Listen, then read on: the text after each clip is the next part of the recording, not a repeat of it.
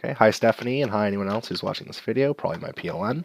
So I chose the first activity for the video making, and it is making and subject integration. So specifically, I chose grade 11 chemistry, the scientific investigation skills and career exploration kind of subunit.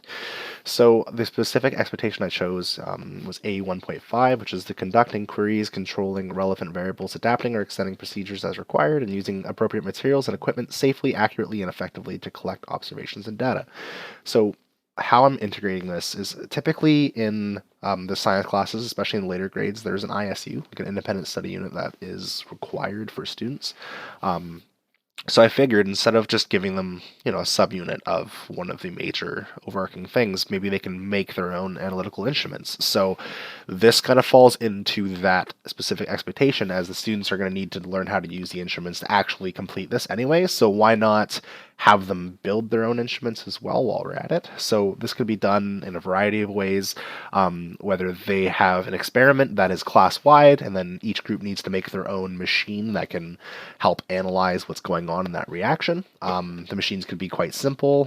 They can get quite complicated as well.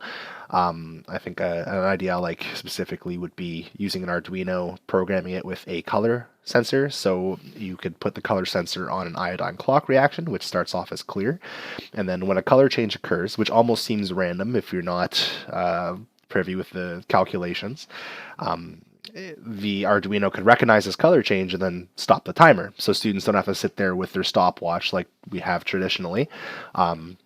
So just program that Arduino to recognize the new purple color of this iodine clock reaction could, make the experiment more convenient at the same time providing the opportunity for students to demonstrate their making abilities.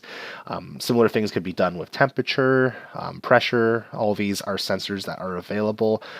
Some of them are more expensive than others, so depending on the school's budget, it may come into play. If not, we could get even more creative, use recycled materials.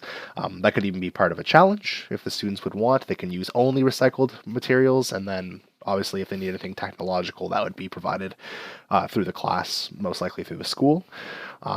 Again, budget depending, but I feel like there is some way we could use just recycled materials and figure out an instrument. So yeah, that is my idea. So please leave any comments, or if you have a question for me, just post it in response to this and I'll try to get back to you. Thank you.